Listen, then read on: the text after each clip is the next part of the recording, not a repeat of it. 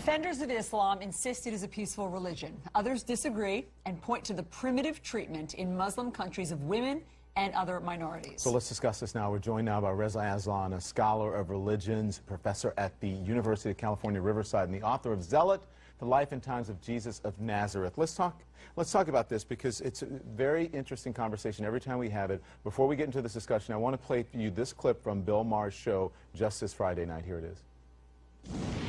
President Obama keeps insisting that ISIS is not Islamic. Well, maybe they don't practice the Muslim faith the same way he does.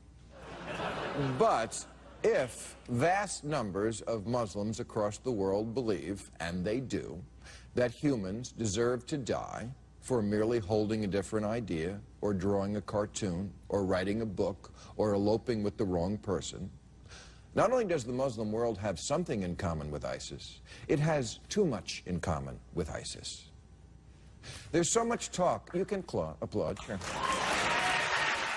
He went on for a good 5 or 6 minutes about that, talking about how women or circumcision for women, not respecting the rights of women, not respecting the rights of gay people. And what's your reaction? And then we'll talk.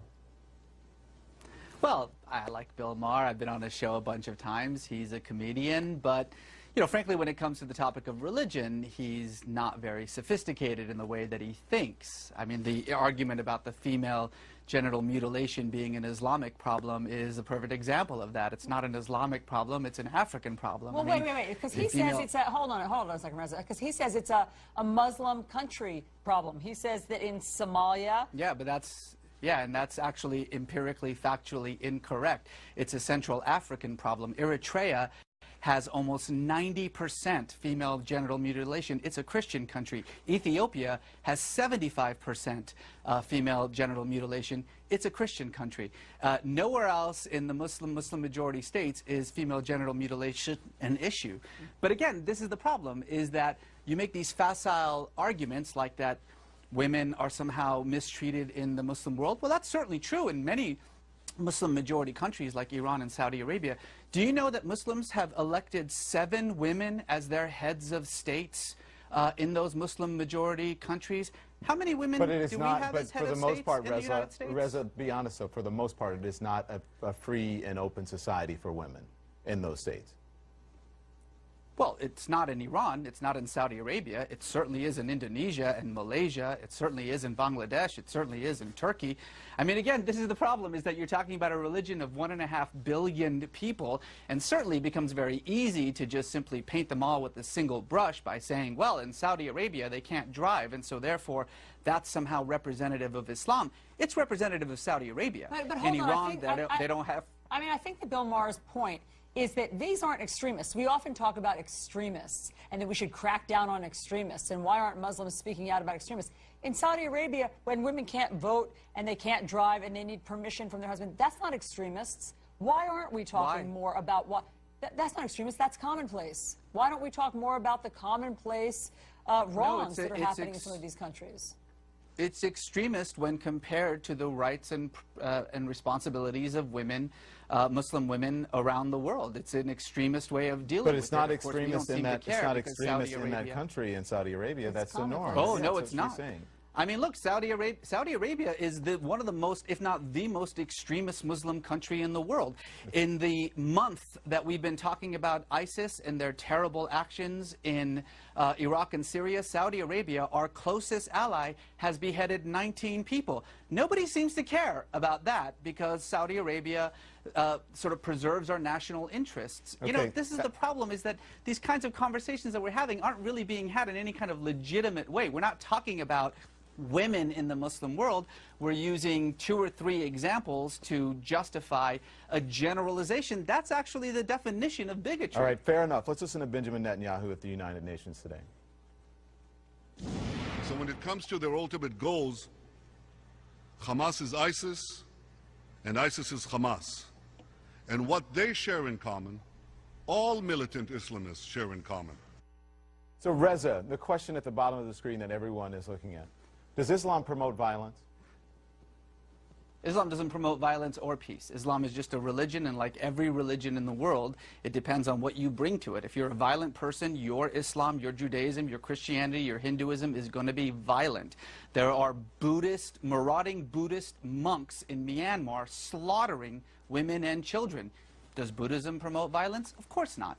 People are violent or peaceful, and that depends on their politics, their social world, the way that they see their communities, the way they see themselves. So, Reza, you don't think that there's anything more, there's the justice system in Muslim countries, you don't think is somehow more primitive or subjugates women more than in other countries?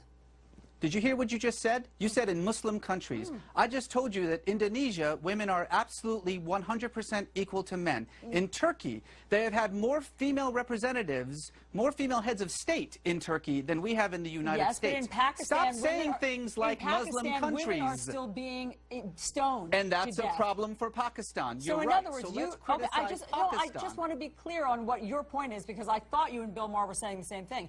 Your point is that Muslim countries are not to blame. There is nothing particular, there's no common thread in Muslim countries. You can't paint with a broad brush that somehow their justice system or Sharia law or what they're doing in terms of stoning and female mutilation is different than in other countries like Western countries.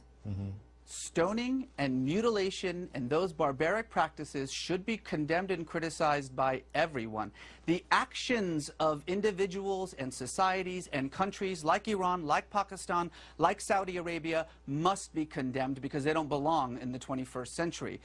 But to say Muslim countries as though Pakistan and Turkey are the same, as though Indonesia and Saudi Arabia are the same, as though somehow what is happening in the most extreme forms of these repressive countries, these autocratic countries, is representative of what's happening in every other Muslim country, is frankly, and I use this word seriously, stupid. So let's stop doing that. Okay, Reza, let's listen. I want you to listen to Benjamin Netanyahu again. This is actually the one I wanted you to hear.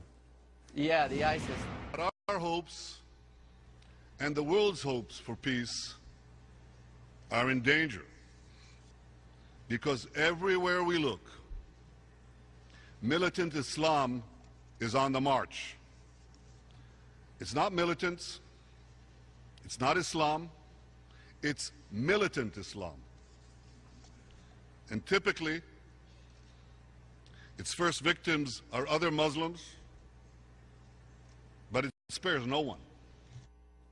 He's making a clear distinction there. He says it's not militants, it's not Islam, it's militant Islam. Do you understand his distinction there? Is he correct? Well, he's correct in talking about militant Islam being a problem. He is absolutely incorrect in talking about ISIS equaling Hamas. That's just ridiculous. No one takes him seriously when he says things like that. And frankly, it's precisely why under his leadership, Israel has become so incredibly isolated from the rest of the global community. Those kinds of statements are illogical, they're irrational, they're so obviously propagandistic. In fact, he went so far as to then bring up the Nazis, which has become kind of a verbal tick for him whenever he brings up either Hamas or ISIS. Again, these kinds of oversimplifications, I think, only cause more danger. There is a very real problem. ISIS is a problem. Al-Qaeda is a problem. These militant Islamic groups like Hamas, like Hezbollah, like the Taliban have to be dealt with.